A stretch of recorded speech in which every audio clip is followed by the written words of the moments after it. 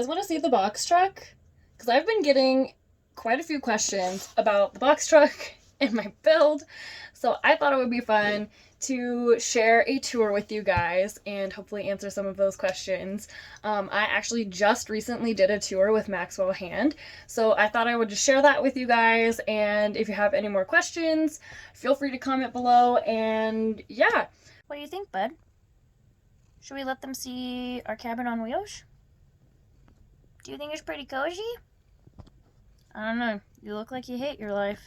Yeah, so I'm Bronte, aka Boxcar Child. And who's that? This is Piper. Okay. Yeah, my other little guy's hiding somewhere. Ooh, nice one, bud. Yeah, I bought the truck in May in Eugene, Oregon, and then spent like August through October building it out, moved into it over Thanksgiving, and it's still mid-build, but having fun with it. And what is it? It is a 2001 Chevy Express box truck. It's quite lovely. Thanks, I quite like it. Take us, let us know what's going on inside here. Step on inside. Yeah, so one of my favorite parts of the build is the floor. It's the original flooring that was in the box truck when I bought it, and I refurbished it. Took a lot of sanding and whatnot. Then I've got my little kitchen area that's still coming together, but got that loosely framed. My little foot pump sink, which is nice to have running water. Yeah, and then I did like a live edge counter. I wanted to have like a fun kind of rustic cabin feel, so I really like that it has like the bark on it and everything, and then I like to collect rocks wherever I travel, so that's my little rock collection stash.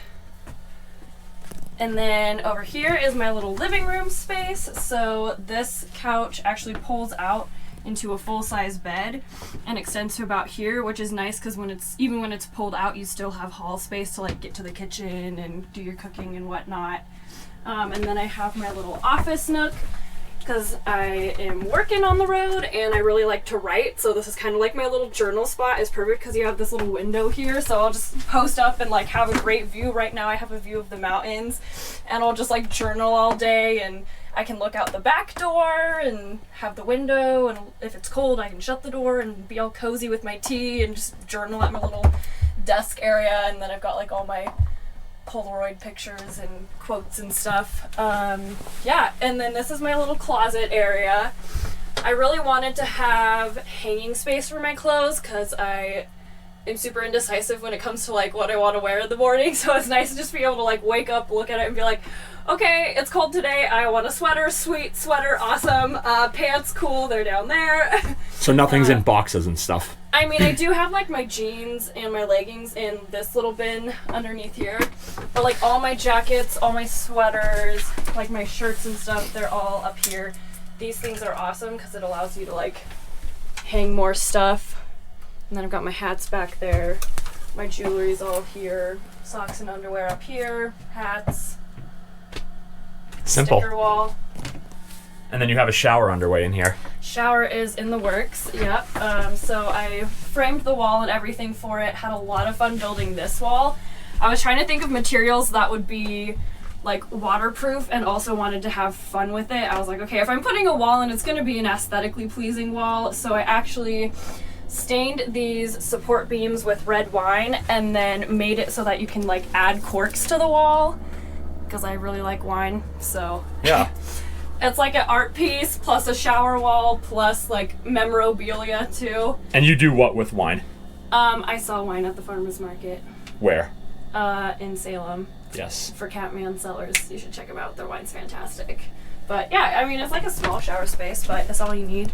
It works. It works. Well, it will work when I plumb it. Yeah.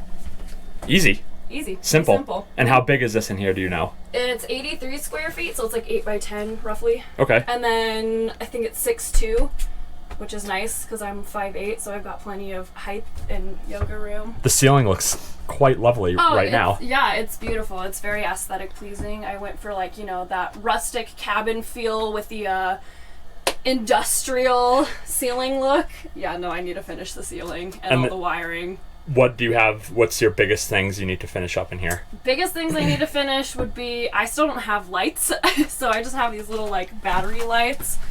Yeah, they're kind of dim, so, and then I have like another one here. So that's my light source right now. So that's probably main project, is getting my lights ran, getting the ceiling finished, getting this finished, so that's a little bit more aesthetically pleasing, because I don't really particularly love just looking at water jugs. So what's that? this is my like fridge. It's a cooler that you plug in, and then it has a fan, and so it'll kind of like sense when it's getting too hot, and then the fan kicks on and cools it down. Okay. So it's nice because you don't have to use ice, but if you like didn't have enough power, you could use it as just like a regular cooler if you wanted. And then I just have like a little 2-burner camp stove that I just pull out, hook up my propane to, set it on the counter, and do all my cooking. I wanted something super simple, so I didn't want to dedicate counter space to a stovetop. So this is nice because I can just, when I'm cooking, use it, but have the rest of the counter space when I'm not cooking. Right. So if you're making something that doesn't require a stove, you don't have a stove built in the countertop somewhere. Exactly. Yeah, or if I'm like feel like chopping up a bunch of vegetables, or being bougie in a Harbor Freight parking lot and want to have wine and charcuterie and have it look aesthetically pleasing, I can set up like my cute little charcuterie plate on my beautiful countertop. And okay, what is going on for electrical in here? For electrical, I have my solar panel. I think I only have like 100 watts, so pretty small. And then I have an AGM battery, which is just 100 amp hours. And then I have like a 1,000-watt inverter. And then we just hooked up the isolator yesterday, so that's been awesome, because I've got like my little voltage meter right here. Normally, if I have the inverter on, it's not super happy, and it'll drop from like 12 something down to like 11.8, which isn't great. But right now I like charged it up a little bit with the isolator yesterday, so it got to like 14 something, and now this morning it's like sitting happy at 12.6 while the inverter's running, and my air purifier and the fridge. So pretty sweet. You're part of the vehicle running crew now. I know. Now I can start my engine when I need more power. It's great. And you have everything hiding behind that calendar there. Yes. Yep. This is. So part of the wiring was done when I bought the vehicle. So like this breaker panel was already here. There was wires everywhere, so I had to like clean a lot of the wires out and simplify it. But it's kind of nice just to have like that extra safety measure. It makes me a little bit less nervous about like my house catching on fire. And you said the electrical stuff was in here when you bought it.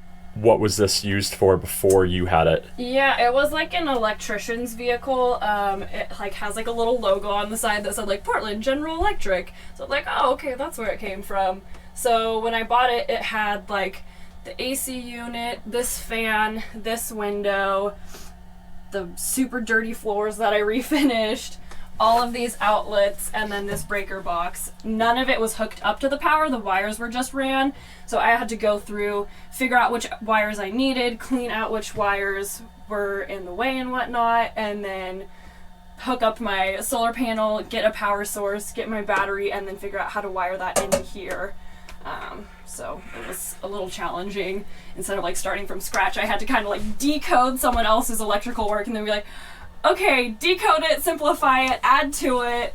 Still have no idea what this does, but I'm not going to take it out because it works. It works, yeah. Mm-hmm. And then you have a little hatch behind you. What's going on with that? Yeah, this is my little pass-through door. So if I want to get to the cab, I can crawl through. That's Ta-da! quite amazing. It's really nice, yeah. And do you have anything special going on up here? I mean, I love moose, so I have my little mooses, and then I have my fake succulent, and this is actually like the stem of a cactus that I found in Santa Fe, and then this is like a random bone that I found in Taos.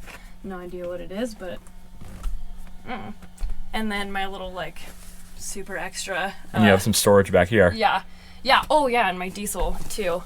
What's this going on here? I have a diesel heater, and so I mounted the heater and the diesel tank behind the passenger seat.